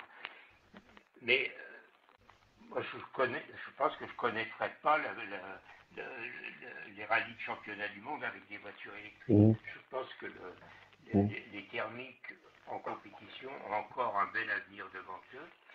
Ce qui est très dommageable, c'est qu'effectivement, les coûts sont devenus exorbitants, et que c'est vrai que par rapport aux années dorées, il y a peu de constructeurs qui sont impliqués et qui jouent le jeu. Et le problème risque d'être là. C'est-à-dire que ça périclite par faute de combattants. Là, il y a une menace. Mais ça reste une discipline, c'est le top, quoi. C'est spectaculaire, il y a des bagarres incroyables. Alors quand j'entends les gens me dire, de ma génération, dire ouais, mais maintenant c'est plus spectaculaire. Attendez les gars, regardez les vidéos si vous n'allez pas sur le terrain. Regardez les vidéos d'une Toyota actuelle tout par rapport aux escorts d'il y a 50 ans. Si c'est pas spectaculaire aujourd'hui, ben, qu'est-ce qu'il vous faut? C'est spectaculaire, mais c'est par ailleurs. C'est pas, il y a d'autres soucis que ça. Ouais. J'ai une petite question hors rallye, vite fait. C'est private joke sur le forum. La Formule 1, Jean-Louis. Tu es un pilote de prédilection. Est-ce que tu penses que son remplaçant au championnat du monde va avoir la même carrière que lui? Les noms, Alors, sinon on comprendra pas. on peut jamais présager de l'avenir. Bon, mais il faut savoir aussi que bon, j'étais admirable. Je ne reçus la Formule 1 que depuis quelques années. Et j'étais vraiment très admiratif de ce que faisait, on va le citer, c'est Lewis Hamilton. Ouais. C'est mon idole en Formule 1, on va dire. On peut s'exprimer ainsi. Non seulement par ses talents de pilote, mais je pense qu'il a eu un parcours assez difficile pour y arriver. Mhm. D'où il est parti, où il est arrivé, de sa condition humaine de personne de couleur, je pense que ça a été très difficile. Après, que ces dernières années, dans sa vie privée, il est dérivé, qu'il ait été moins un modèle, c'est possible. Mais je reste vraiment admiratif du pilote qu'il a été et qu'il est encore, parce qu'il ne faut pas se leurrer. Je pense qu'il est toujours au top et que Ouais, faut pas l'oublier. Ouais. ouais, il y a une question de voiture. Maintenant, au niveau de Forum Auto, je joue un peu un personnage. Mhm. Et je le défends systématiquement, parfois contre tout bon sens. Mais Pierre-Henri serait là, il dirait outrageusement. c'est un peu un personnage. Par contre, je pense qu'il y a aussi des gens qui le jugent de façon négative systématiquement et pour lesquels c'est plus sérieux. Ils ont Mhm. Ah ouais. moi je joue le rôle de son avocat jusqu'au bout, même si je suis conscient qu'il y a comme tout le monde, il a des côtés obscurs, mais à contrario, les gens qui l'attaquent, je pense que c'est pas toujours outrancier et que ça correspond, je ne citerai pas de nom de gens du forum, mais que ça correspond vraiment à leur mauvaise foi vis-à-vis de lui et que Mhm. c'est moins de plaisanterie que ce que Ouais. je peux dire moi. Bah, j'espère que non, pas trop. Mais Il y a toujours de mauvaise je- foi sur les ouais, forums, c'est ce qu'il y a de ouais, rigolo ouais. aussi. Bon après, là, je vais laisser la parole à Christophe parce qu'il a un questionnaire spécial. Là, je le vois pas, je le vois pas. En fait, je vois pas s'il fait des grimaces ou pas, ou s'il m'appelle ou fait coucou, tu vois. J'ai pas le retour caméra, Tu moi. me T'as vois pas le Ouais. pas? Anne, tu me vois pas aujourd'hui? Non. Ah non, pas du tout. Il Ok, n'y a pas de souci, il passe ok, ça, l'image. ok. Ouais, t'es très mignon, Olivier. Ouais. Non, Alors, mais vas-y, vas-y. on va passer au questionnaire Spirit of Rally. Ouais. Donc, c'est un questionnaire qui est commun à à tous nos invités. Donc, c'est les mêmes questions identiques pour tout le monde. Et donc, on va passer donc à la première question. Donc, quel fut le premier rallye auquel tu as assisté? Assister. Mm. Ouais, Ben, vraiment le tout premier. c'est un rallye auquel j'ai participé. C'est le rallye du Touquet 1900, le rallye de Picardie 1967. Voilà. Ok. Avant, j'étais jamais allé voir passer un rallye, mais j'habitais à quelques kilomètres du circuit de l'Hénin-Montlhéry. Et par contre, là, quand j'étais gamin et adolescent, j'allais voir les courses sur circuit. Et ça m'enthousiasmait, mais j'étais jamais allé voir passer un rallye avant de participer. Alors, tu nous en as raconté plusieurs, mais est-ce que tu pourrais nous raconter une anecdote marquante ou potage durant un rallye? Un truc un peu qui sort un peu de l'ordinaire. Voilà, il y a, On a, même il y en si tu a, nous as raconté quelques-unes tout à l'heure. ouais, il y a- il y en a un paquet. Une anecdote marquante et qui me rappelle le souvenir de Jean-François Fauchil, qui était plus qu'un frère pour moi.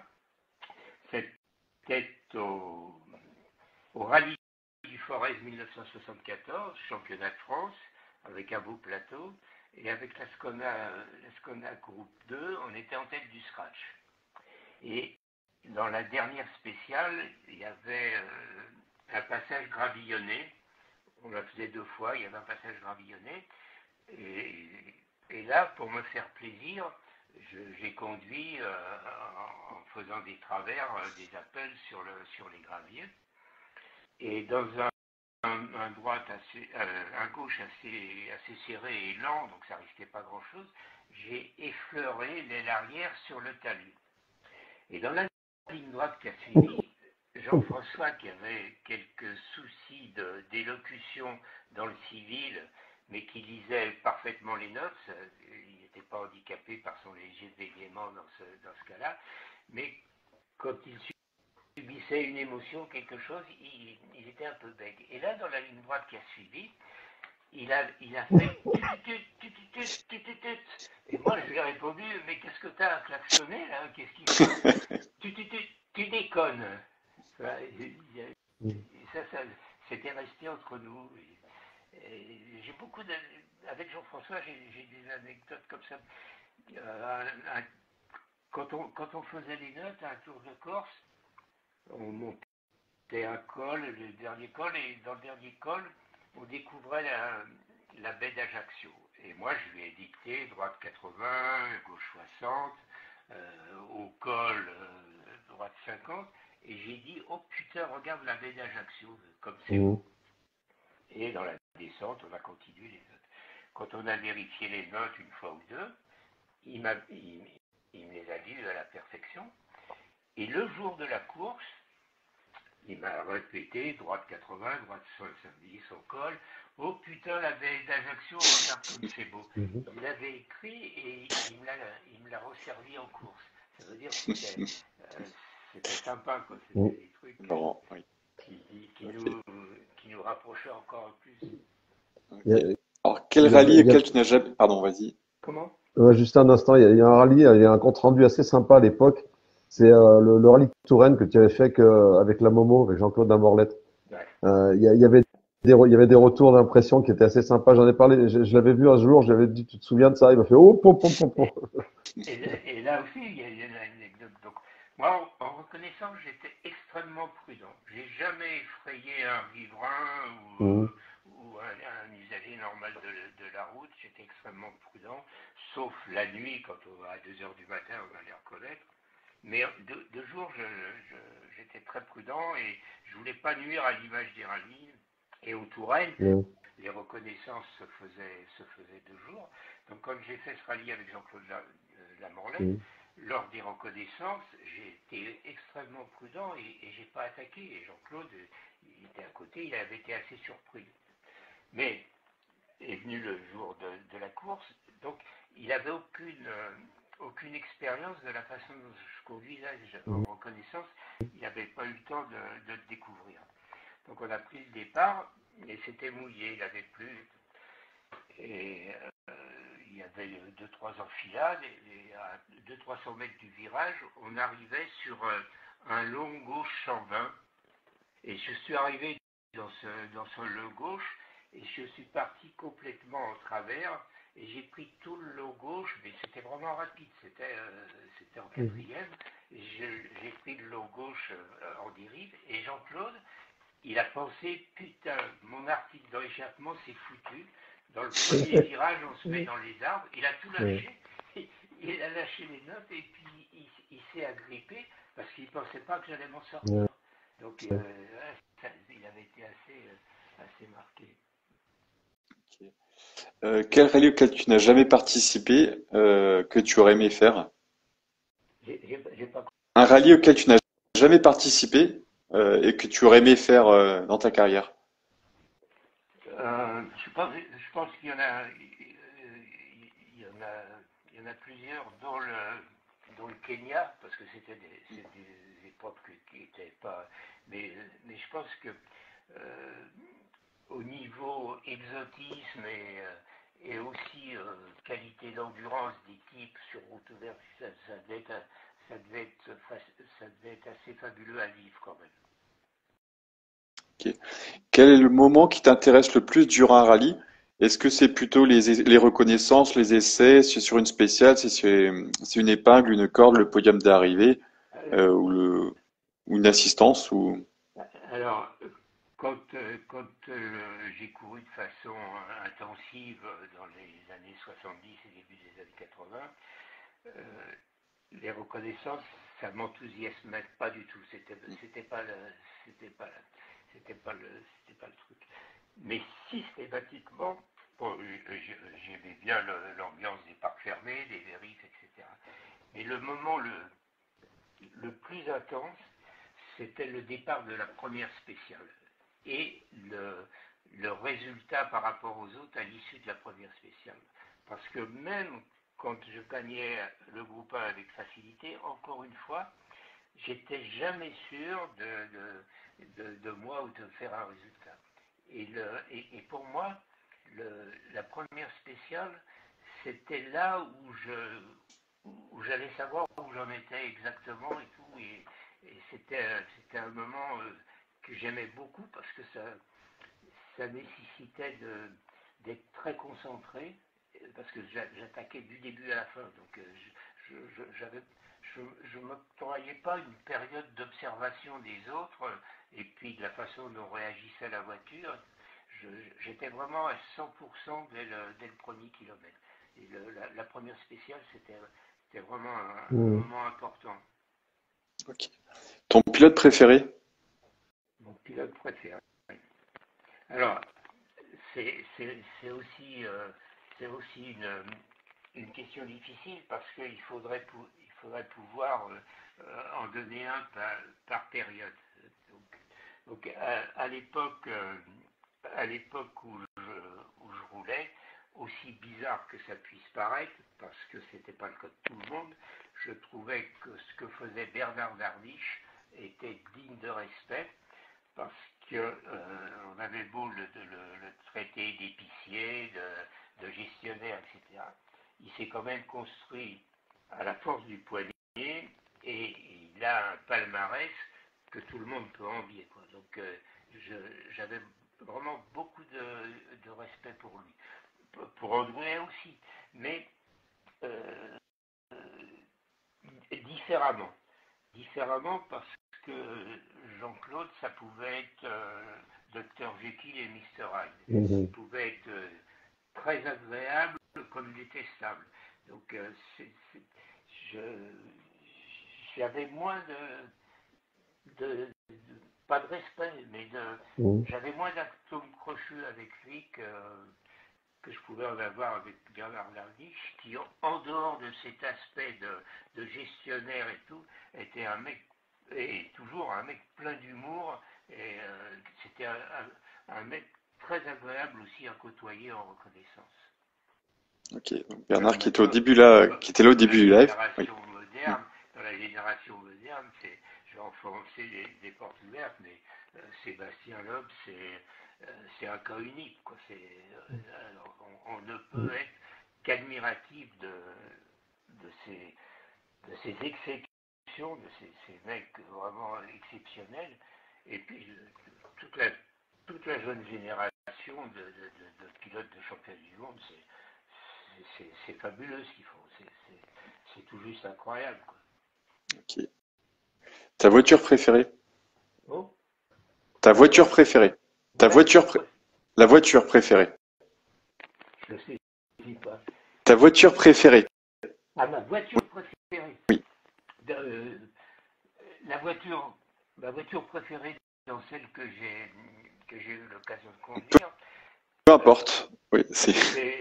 C'est la cadette GTE Groupe 1 parce qu'elle m'a donné beaucoup de satisfaction. Donc c'est vraiment la voiture.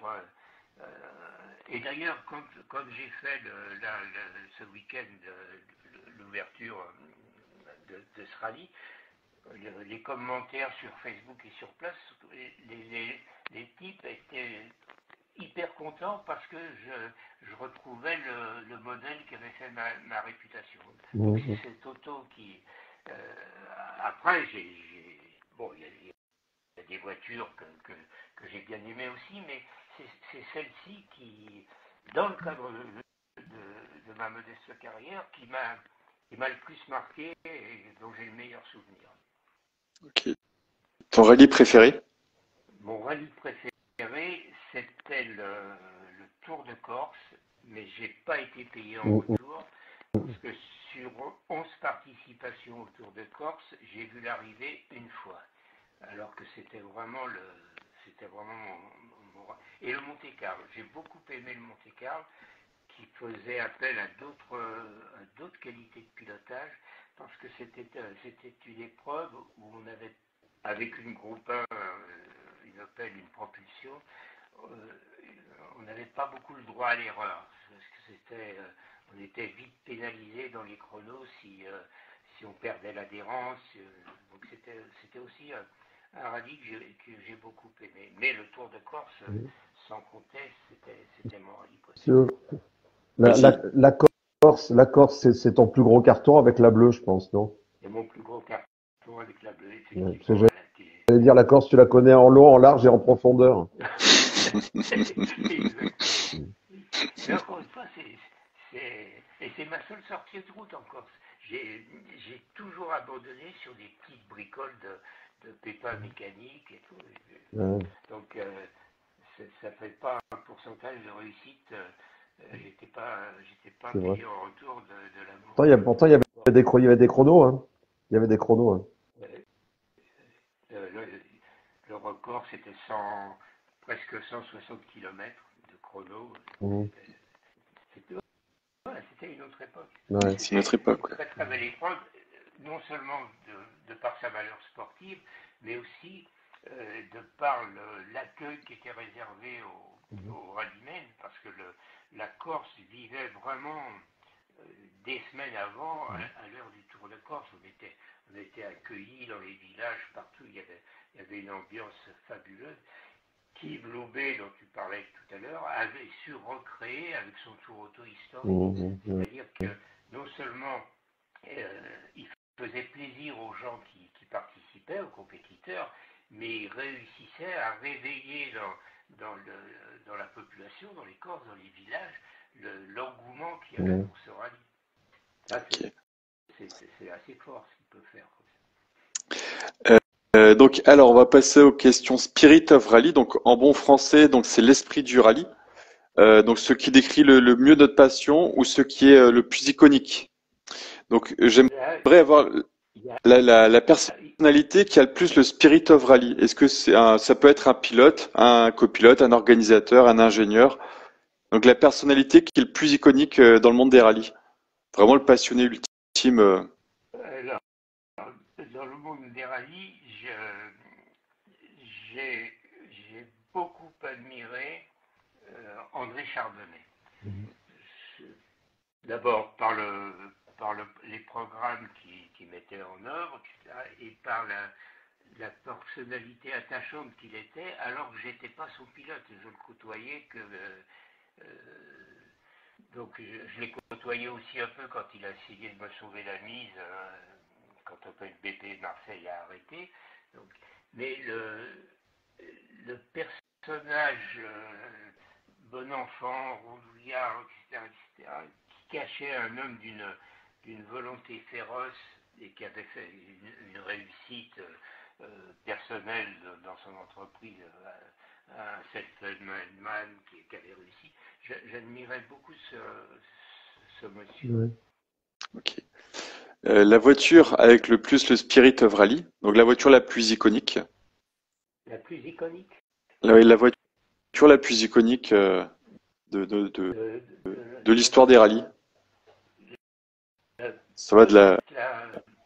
Peut-être la berlinette des années de gloire, que j'ai jamais eu l'occasion de conduire, mais les résultats qu'elle faisait avec cette équipe, et tout, c'était vraiment une voiture que j'aurais bien aimé conduire. Ok. La catégorie avec le plus le Spirit of Rally, est-ce que c'est plutôt les groupes 4, les groupes B, les WRC actuels ou... Je pense que pour le grand public,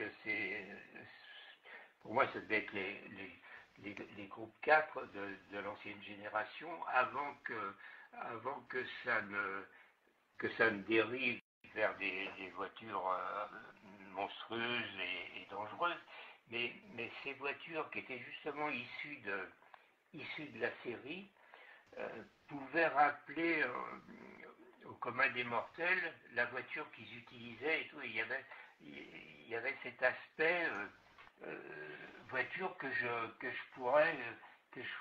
pourrais utiliser, etc. Et ça c'était sympa quand même. Et toutes les Fiat 131 Abarth, certaines Porsche, ouais, c'était assez particulier. Ok. Et enfin, 3 mots pour décrire ton Spirit of Rally. Est-ce que tu pourrais décrire ton Spirit of Rally en 3 mots? Christophe, il y a un déphasage entre le son Et l'image? Donc, trois ouais, mots pour décrire le Spirit of Rally. Ton 3 mots Spirit of Rally. pour, 3 mots, oui. pour Oui. décrire Spirit Oui. of Rally. Ton Spirit of Rally, l'esprit des rallyes en 3 mots. Décrire Spirit of Non. Rally en 3 mots. Oui, l'esprit des rallyes, l'esprit pour toi les rallyes, si tu devais écrire ça en 3 mots. D'accord. Alors, pour moi, pour ce qui est de mon époque, c'était convivialité. Il fallait les gens qui n'avaient pas cet esprit de convivialité étaient vite hors jeu. J'ai des exemples. Donc, convivialité, sportivité aussi.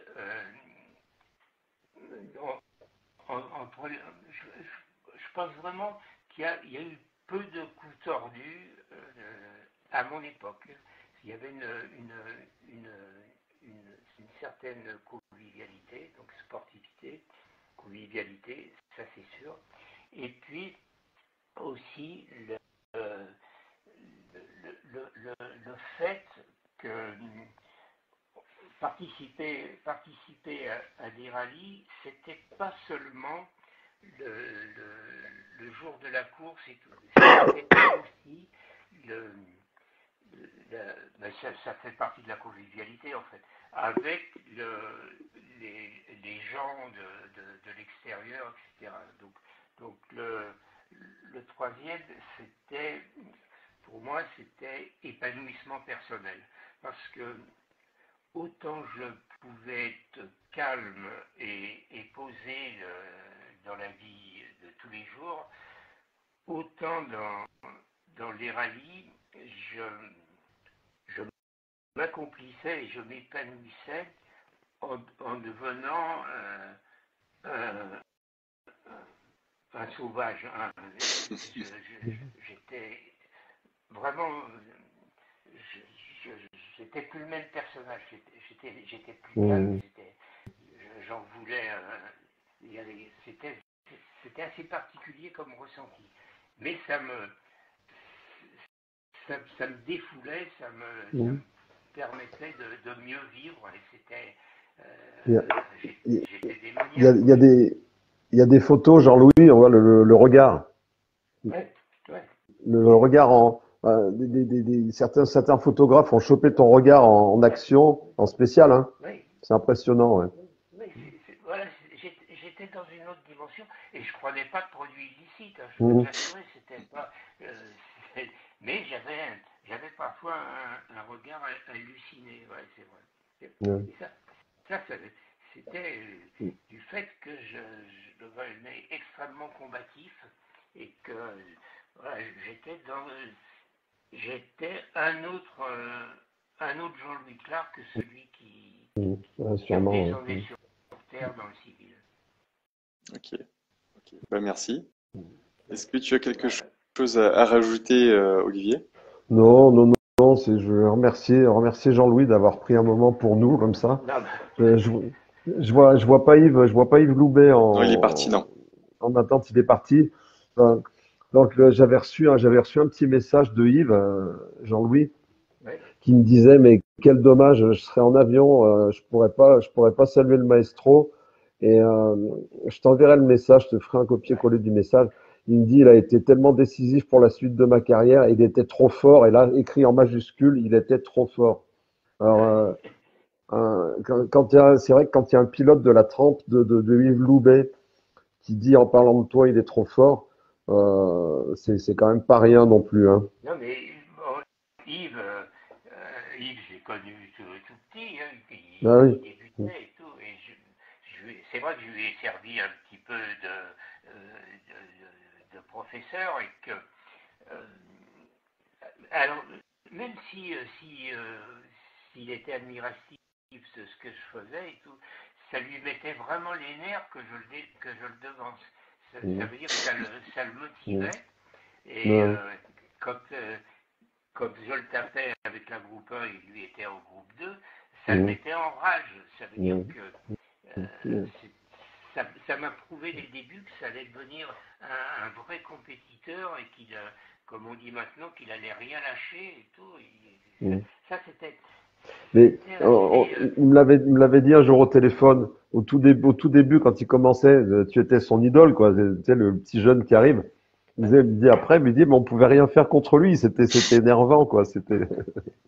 Non, mais C'est vrai, ça, c'était. avec les groupes 2, oui, il était derrière quelquefois, ouais, Et ouais. ça, c'était assez bizarre à vivre aussi parce que sur le terrain, quand on était en course, je me rappelle d'un Tour Auto 1979 où avec la groupe 2, il était quatrième et moi j'étais cinquième derrière lui. Et on est arrivé dans un Burzet noyé dans le brouillard. Et là, je lui ai remis 4 minutes où je l'ai doublé. Et il était au point stop et à l'arrivée où il y avait Simon, etc. Il était furieux et limite agressif avec moi en me disant mais toi, comment faire ça, c'est pas possible. Il était, il était vraiment remonté comme un coucou, comme il peut l'être. Il tapait sur le capot de sa Ouais, voiture. Il était hors de lui parce qu'il était extrêmement déçu de perdre la quatrième place. Mais ouais, après, quand ça a été fini, il m'a dit vraiment ce que tu as fait dans ce Burzet, c'est fort, putain, vraiment mhm. chapeau. Après, donc c'était un peu en opposition avec son comportement pendant le rallye, pendant la course. Ouais, Mais il a fait une carrière fabuleuse et tout. mhm. C'est clair, ouais. Et toujours ce que j'aimais, quoi, ce sens de l'attaque perpétuelle et tout. C'est vraiment un grand. Mm, mm, Et mm. puis, et ensuite, euh, dans sa fonction d'organisateur, vraiment un grand monsieur qui a fait beaucoup pour les gars qui participaient et qui a compris ce dont on attendait des rallyes historiques actuels. Mhm. C'était très très fort. Ouais. Alors, on a une question de Johan Hall 67. Donc, il a Ah, dit qu'il t'a Johan, ouais. vu au rallye de Costa Brava 1980, avec un exploit époustouflant avec Jeff et l'Ascona Groupe 1. Est-ce que tu en as des souvenirs? Ouais, j'ai de très bons souvenirs de ce rallye puisque j'ai gagné le groupe 1 et surtout il y avait des étapes sur terre, il avait plu et tout, et dans ces étapes sur terre, je faisais le deuxième temps scratch derrière un mec avec une Vauxhall qui s'appelait Harry Cala. Eric Alla. Penty Eric Oui, Alla. avec Ouais, Penty Ricala. Ok. voilà.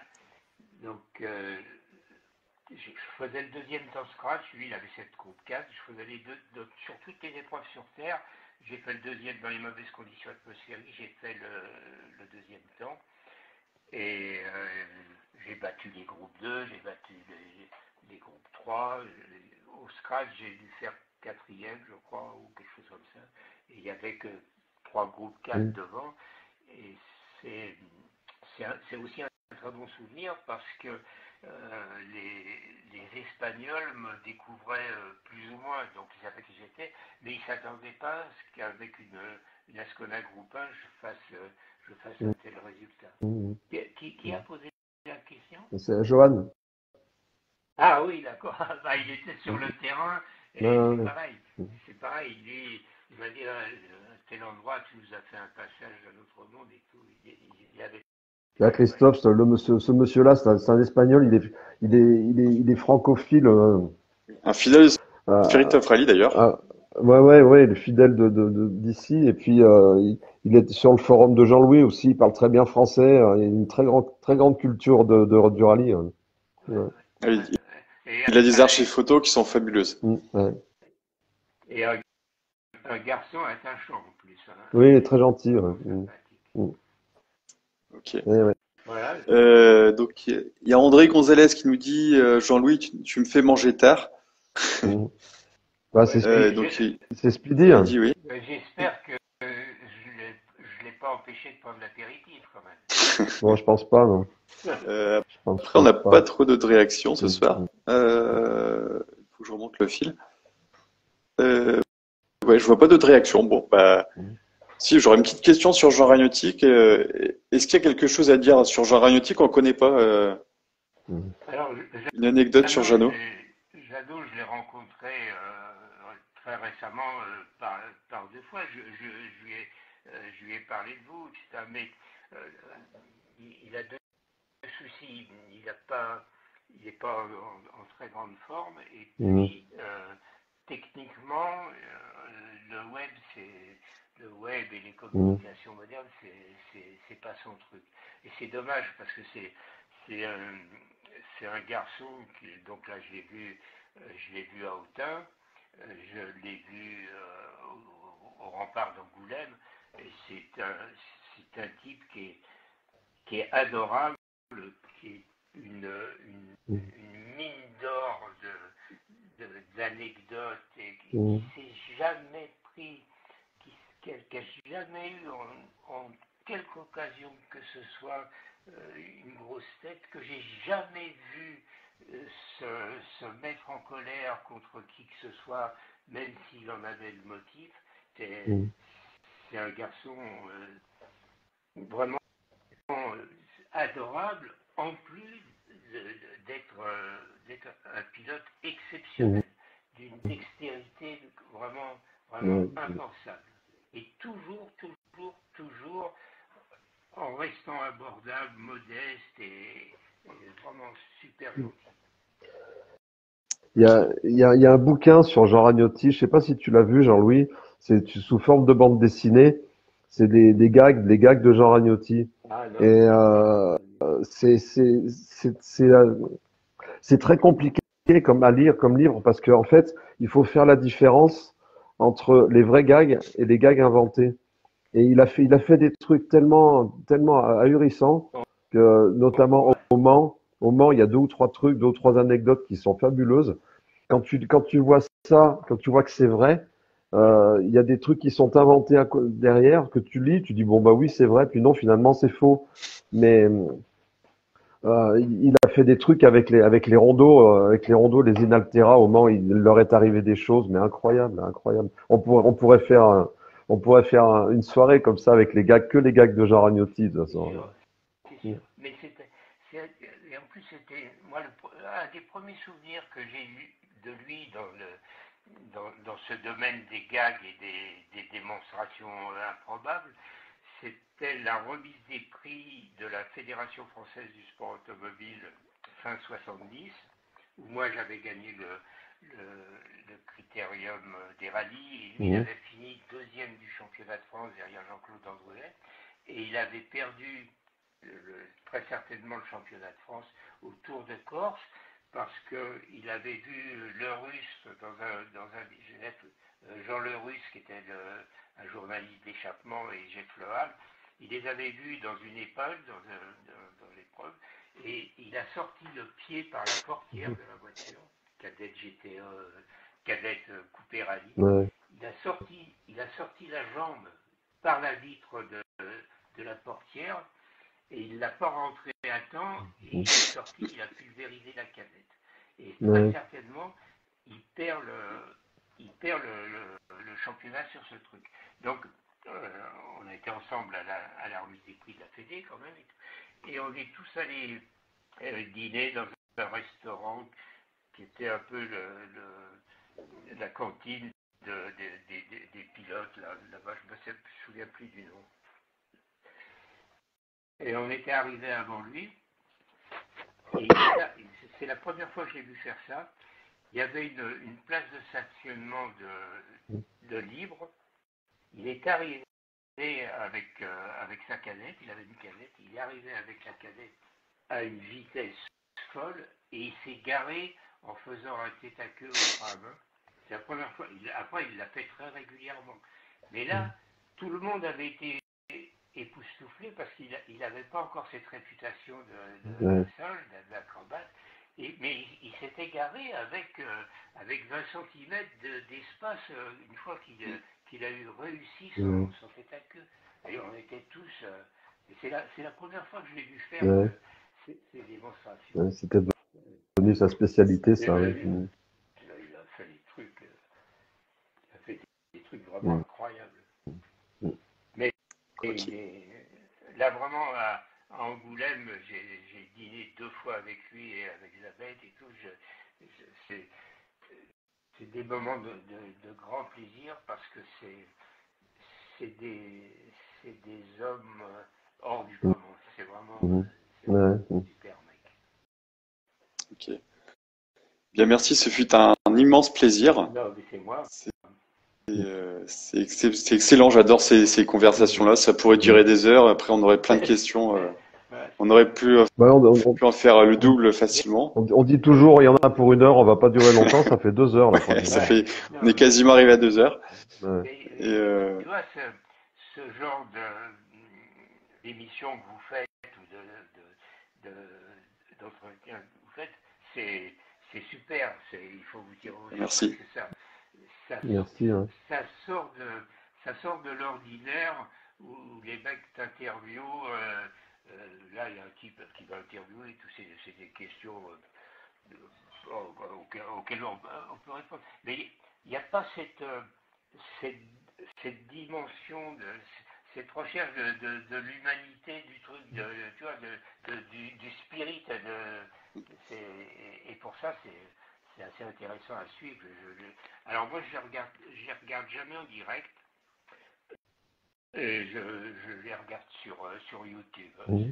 Ok. Ben, merci. C'est gentil. Ça fait plaisir. C'est sympa. Bravo, messieurs, et bonne continuation. Vous avez écoute, merci Jean-Louis, merci tout le monde, merci Christophe. Je t'appellerai Jean-Louis dans la semaine pour te remercier de toute façon. D'accord. Allez. Bonne soirée tout le monde. Salut chef, merci. Je te vois pas, mais bonsoir Christophe. Bonsoir. Donc dimanche prochain, ça sera le rallye du Chili. Salut Jean-Louis. Merci beaucoup, bye. Okay. Bye. Merci, ciao. Salut. Rallye du